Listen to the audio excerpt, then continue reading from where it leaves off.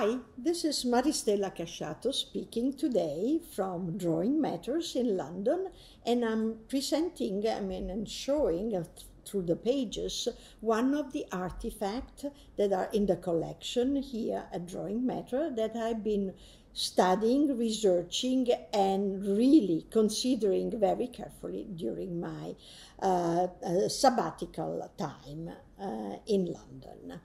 What I'm presenting, here you see, the object is a spiral-bound, I would say, booklet or a collection of documents that were prepared at Le Corbusier office in Paris. They are usually called plaquettes, a word that it's difficult to translate, but basically it's a collection of sketches and drawings with a legend, so a short text for each page. You'll see it's spiral bound, prepared by one of the assistants of Le Corbusier. At the time, we very much know that the assistant was Julián de la Fuente, a young architect from Chile. When we look at this collection, first of all, we encounter the page of the title. You notice it's black.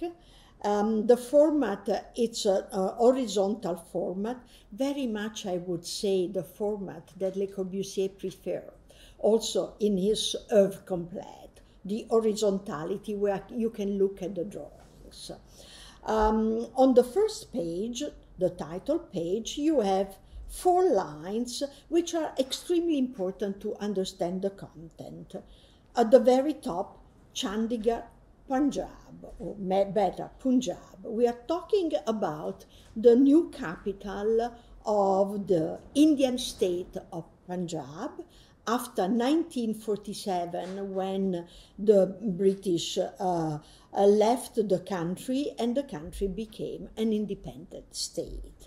Chandigarh is the new capital of a region of the very, very north of the country, which became, part of 2 different states. One side India, the other one became Pakistan. So, first of all, we have the indication of the name of a location, a city we know, and the region. Second line, Grille Capitol. I interpret this line. Capitol means the capital of the new city, let's say the administrative center. Grille is a French word for the English grid. The grid was a tool of communication, of representation, of documenting projects that were prepared at the time, we are talking about the early 50s, in Le Corbusier's atelier. I will show you a bit later how the grid works. The name of the architect, well-known, well-renowned, Swiss-French, Le Corbusier. And then location where this collection was prepared, in Paris, in his atelier, and the date, extremely important. Even the date, the day, October 20, 1952. It's better to say at the beginning that Le Corbusier, let's say, endeavor in India started in February 51. So basically 1.5 years approximately compared to this date.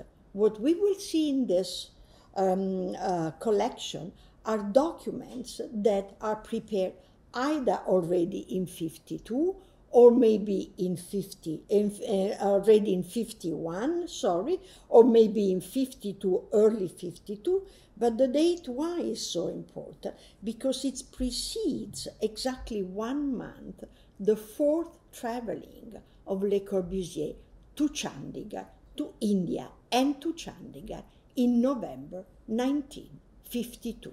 So let's have an idea that we are looking at the document prepared by the well-known architect and his assistant that needs to communicate the work and the idea for the capital of the new building in between February 51 and October 52. It is not for publication. Probably this is produced for presentation, maybe to a conference, maybe to colleagues, or maybe even to give an idea of how the work is progressing for this very important project, the capital of the new capital of Punjab. Though it's not a book, in fact, the architect prepared or asked his assistant to prepare a table of content with the different chapters that are illustrated through the booklet, and the chapters will go through them very quickly. They begin with the general plan of the city, the location of the capital, the number of buildings or the kind of building that are then built or prepared, designed for the capital, and then the description of the main buildings. What about the grid? The grid that you see in this page, basically it's an instrument of communication, and it's based on two ideas. The major function of a city, the residential, the the working place, the place for leisure, and then the infrastructure and circulation. So this is the first part of the grid. The second part for the capital are the buildings. How do I read the grid? I see every time one of these chapters illustrated, and on the right of the page, you always find a legend. So you can have a full understanding of the project. So let's begin from, as Le Corbusier wrote in his table of content, with the general plan of the city. This is the new capital. And according to the metaphor of the body, the city planning is basically like the body of the man. I could say a Vitruvian body, thinking about Leonardo. So you have the head at the very top, and then the different function, residential, administration, and so on. At the very top, north of the plan, you have the capital.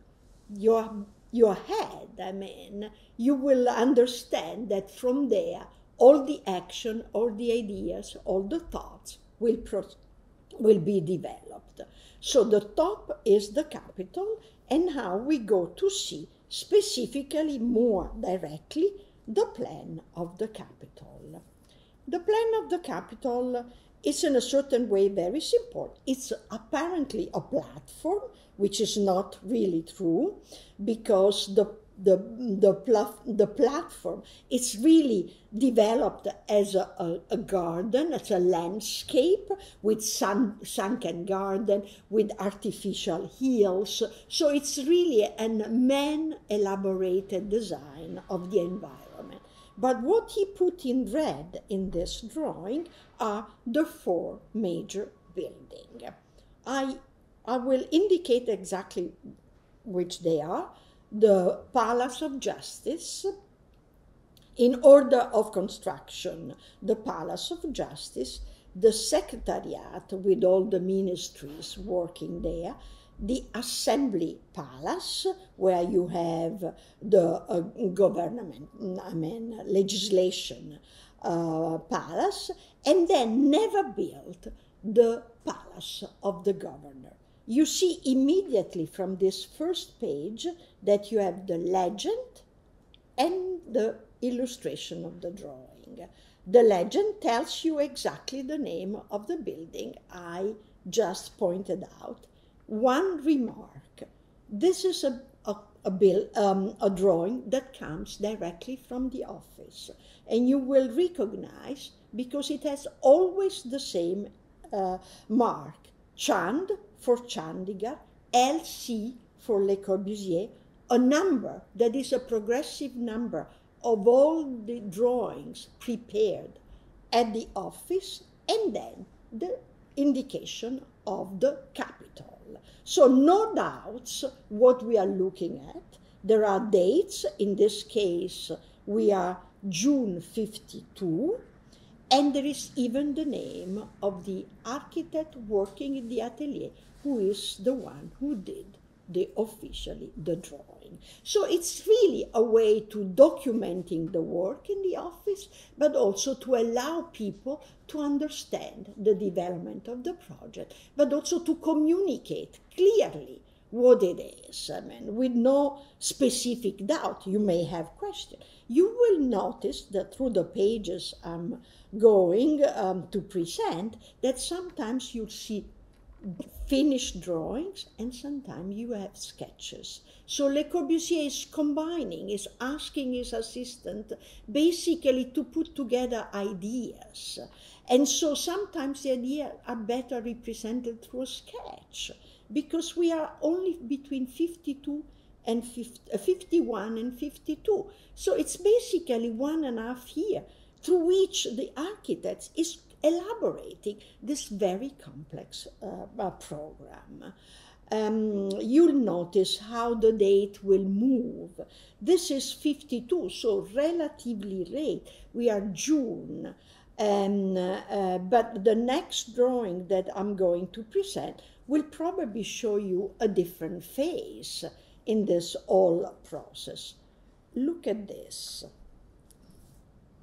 In the legend, it's written the very first sketch of the Capitol.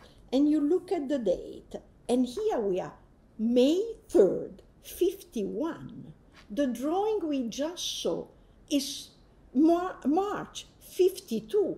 This means that already in May, after his first travel, Le Corbusier had an idea, a clear idea of this very, very relevant location for the city. It's an official, what I call an official drawing. It has, as I said, all the component, Chand, the name of the initial of the name of the architect, and the number. Few words, I mean. This is a view with the hills on the backdrop, the view from the Palace of Justice. So you look at the Palace of the Governor on your right, the Assembly right at the end, and the Secretariat on the other side. Look at the Secretariat, because you will find out that it completely changed its location. It's a slab, it's a vertical building, and it will become a long, horizontal kind of wall here that completed the idea of this esplanade. Okay, we move further. And of course, we move chronologically, and we go to see a sketch of the very first building that was realized, the Palace of Justice. It's interesting here, the legend tells you birth of the architectural idea. And this is a drawing that is dated, and it comes from one of his sketchbook that he's also using at the time. It's March 51. He's still in Chandigarh for the first time and comes with this sketch. Nothing of this will remain the same. I will show it to you, but here it's very interesting. The short handwriting of Le Corbusier in his sketchbook tells you the 7 rooms of the High Court. And if you count the arches, there are exactly 7. Those are the rooms for each judge. It will change in a way. They will become 8, you'll see. And in front of the building, a ramp. For Le Corbusier, in a certain way, the idea of the ramp is the way to make sure that something also gets a kind of monumentality. Think about the Renaissance building with the ramp in Urbino going from the lower level to the palace. So here you have a ramp. Nothing of this will remain as you see in this sketch, but this is a very early sketch, 51 March. What you will see are transformation of this idea to become then the famous building of the Palace of Justice that will be, by the way, inaugurated in March 55. But this is much later, the time frame of this booklet. Here you have one of the final drawings of the Palace of Justice. When I say final, because I refer again to what you notice here, the numbering and so on. You'll see three very important elements. The ramp that was on a side becomes the ramp, not at the center, 1/3 of the building that goes through the different levels. And this is the void here, the empty space. The room of the judge are 8 now. And on the opposite of the ramp, there is a much bigger room, which will have an incredible tapestry, is the room for the main assembly of all the judges. So you'll notice from the first drawing how much this had developed. Birth of an idea, and here he said the principal facade. So it's already all defined, and it's a drawing that it's signed by Le Corbusier and also dated February 52. The first one we saw was March 51. Now we move from the Palace of Justice to the second very relevant. They are all relevant, but in chronological order, we want to say a few things about the Secretariat. This is a very unusual page. Sketches. They are only sketches. They are all sketches trying to understand how to build this long facade, as I said, the wall that complete the esplanade of the Capitol with the Secretariat. I believe this is a sketch done by 2 men sitting next to each other. And I can tell you this because also of the handwriting. Here is Le Corbusier, probably one side, and on the other side is another of the architect, Latin American architect, Samper, from Bogota, who is in charge of the whole building of the Secretariat. And they are discussing what? They are trying to understand what is the best way to adapt this building to this side. Now that it's not any longer a slab vertical, but it becomes a long horizontal wall. So this tells you also the tension of the two together, considering, and the legend again tells you this is not a final drawing. This is only a way to try to discover the best location and condition for this relevant building. And we are, again, already in 52.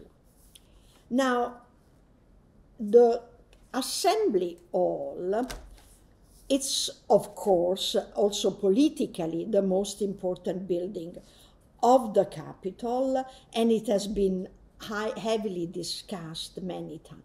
But for Le Corbusier, it has also a very, very specific meaning in terms of the location of all, the conjunction of all the cosmic forces. And this is a very unusual sketches, and we go back to November 51. So you see, we move through these two chronological dates, February 51, October 52. We have a page where we have a sketch, and you understand that it's for the Parliament, as it's called, also the Assembly building. It has two important, canopies on both sides, and then there is the major building at the center. But the center of the major building really connects two different halls, for the major hall and the secondary one.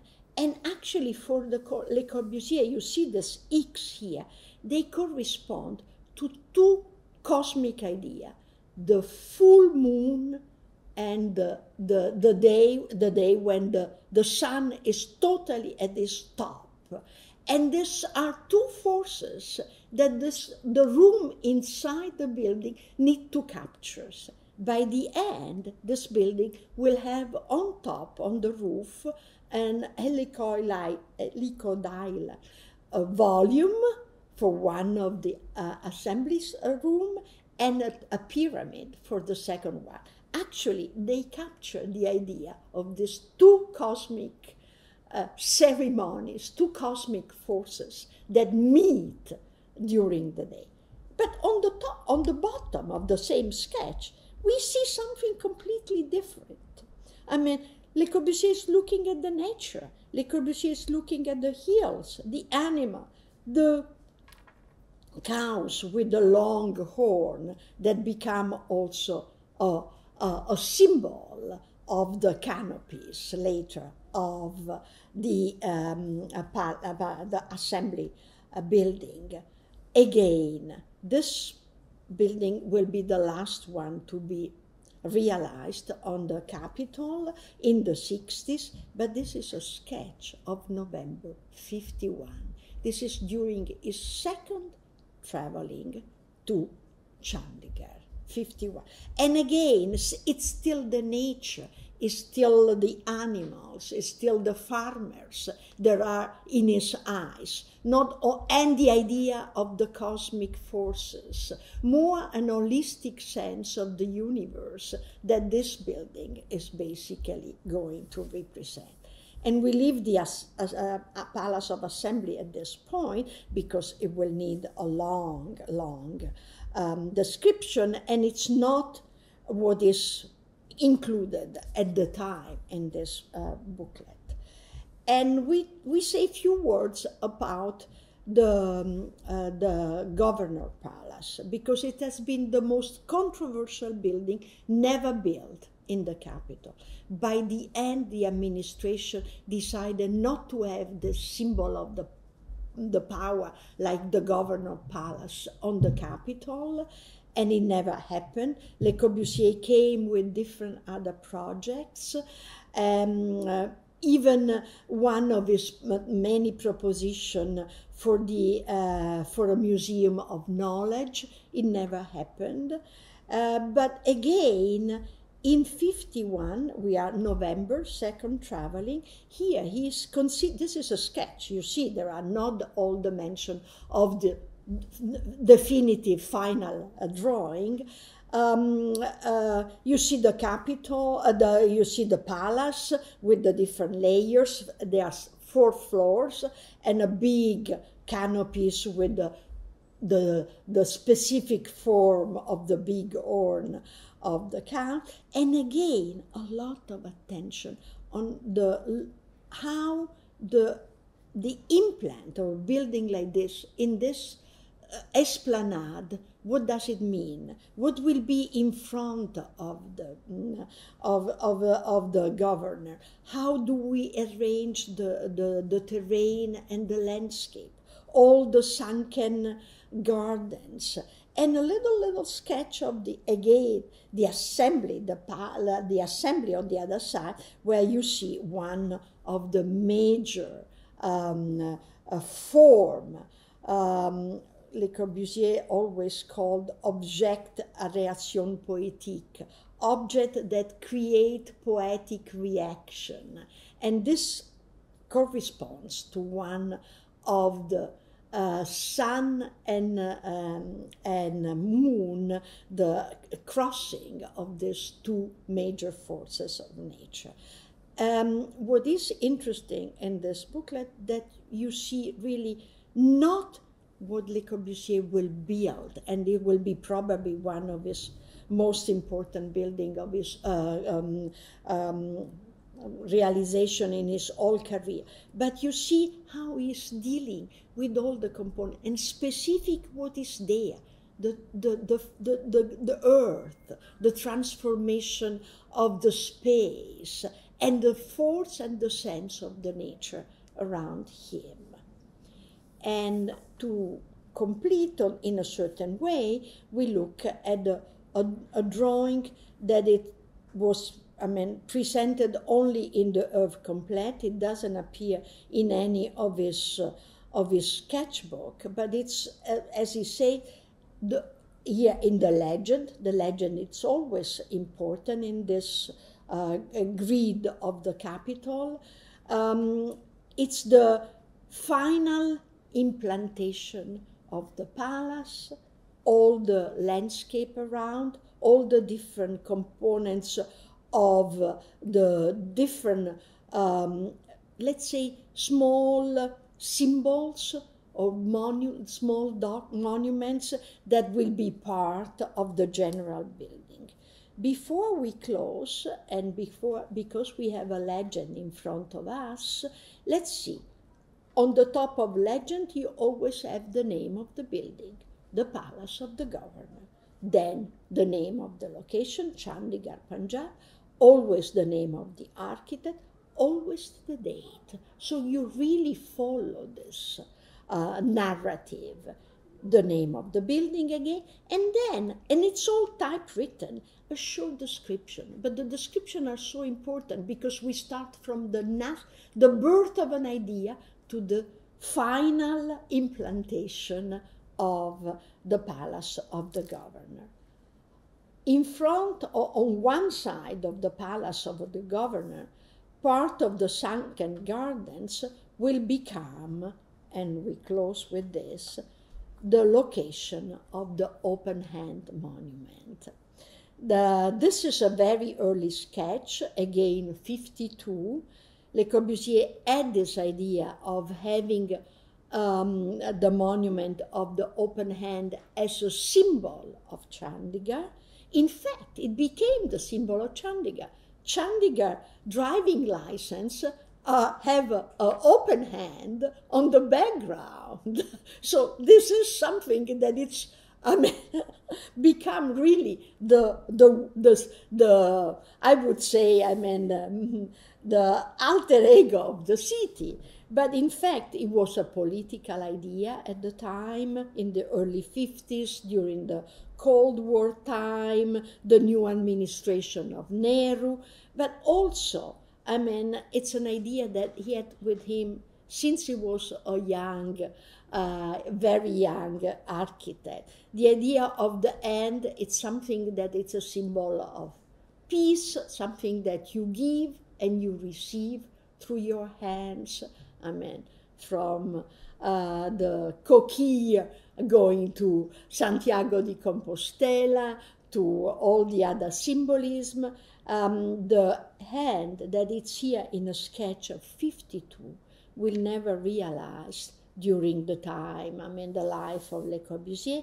Actually, the monument that the hand that we see now, well located in the right location, I have to say, in the Capitol, area, was only built in much later, in 1987, to celebrate the 100th anniversary of Le Corbusier birth. I hope this has been an interesting traveling through a narrative of idea. Thank you for the attention. Can we manage? How long was it? I don't know. It was great. It's great, 30 minutes. It was so good. I really enjoyed it. Captivated. Too long.